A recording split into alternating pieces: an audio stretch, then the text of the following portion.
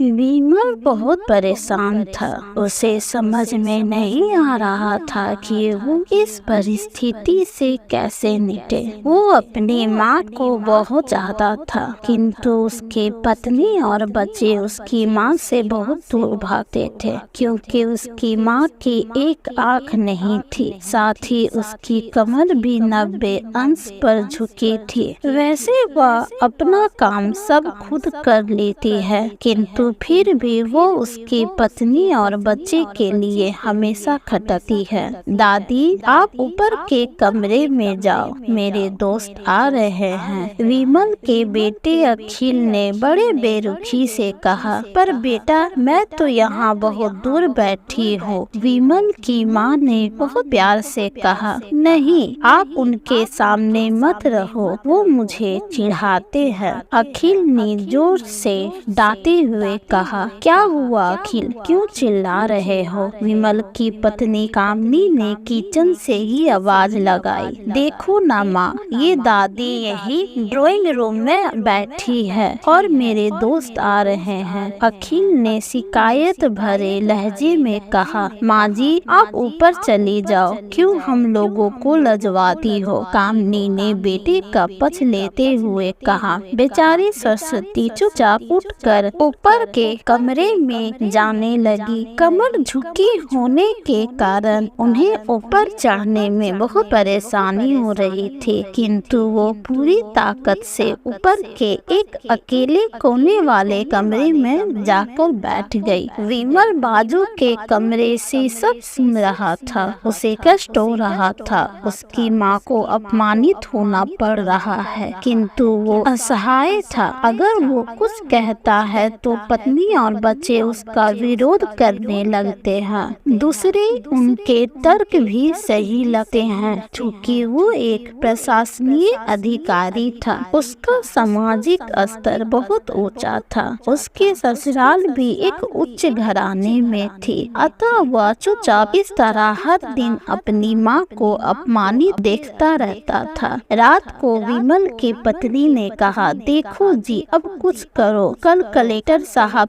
की पत्नी आई थी। माँ जी ने अपनी देसी धुमधारा में उनसे मिली। मुझे बहुत शर्म आ रही थी बताते हुए कि ये मेरी सास है। मैंने कह दिया कि दूर की रिश्तेदार है, इलाज कराने आई है। विमल को रोना आ गया, किंतु फिर भी वह चुप रहा। उसे समझ में नहीं आ रहा था कि वो क्या करे। अपने बेटे की मन स्थिति को सरस्वती अच्छी तरह से जानती थी और बेटे को कोई कष्ट ना हो, इसलिए वो हर बात को चुपचाप सह लेती थी। विमल बहुत उदास रहने लगा। एक तरफ परिवार और सामाजिक स्तर पर जीने प्रतिबंध थी, तो दूसरी ओर माँ। आखिर माँ से अपने बेटे की यह हालत नहीं देखी गई। एक दिन उसने अपने बेटे से कहा। विमल, बहुत दिन हो गए हैं, मैं अपने गांव जाना चाहती हूँ, मुझे वहाँ पहुँचा दो। मेरा यहाँ मन नहीं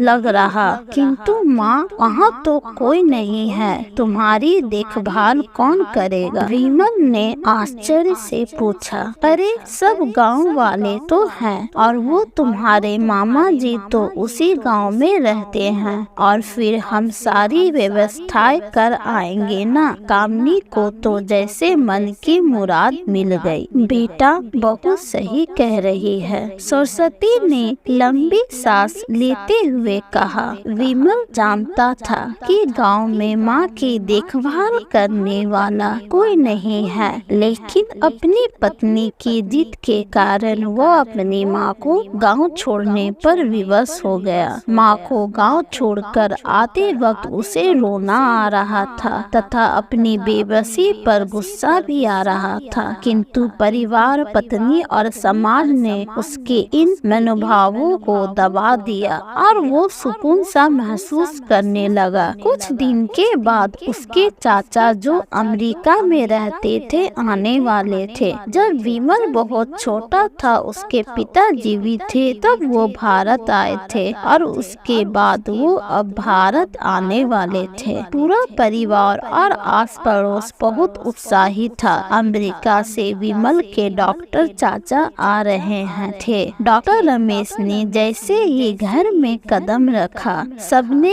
मिलकर बहुत उत्साह से उनका स्वागत किया। क्यों विमल, भाभी नहीं दिख रही, कहाँ है? डॉक्टर रमेश ने उत्सुकता पूर्वक पूछा। जी वो गांव में रहती है, यहाँ उनका मन नहीं लगा, कामनी ने सपाट लहजे में उत्तर दिया। डॉक्टर रमेश ने विमल की ओर देखा तो विमल ने अपनी आंखें झुका ली। डॉक्टर रमेश सब समझ गए, बोले कल हम भाभी से मिलने गांव चलेंगे सब लोग। दूसरे दिन सभी लोग गांव के घर में पहुँचे। देखा कि सरस्वती को बहुत तेज बुखार है और वो पलंग पर असहाय पड़ी है। डॉक्टर रमेश दौड़कर सरस्वती के पास गए, उनके पैर छूकर रोने लगे। सरस्वती की ये हालत उनकी कल्पना से परे थी। वाह बेटा विमल, तूने तो नाम उजागर कर दिया अपनी माँ की। ये हालत देखकर तुझे तो शर्म भी नहीं आ रही होगी। डॉक्टर रमेश ने विमल को लगभग डांटते हुए कहा, नहीं देवर जी, विमल का कोई दोष नहीं है, मैं खुद गांव आई थी। सरस्वती ने अपने बेटे का बचाव किया। मुझे सब पता चल गया भाभी,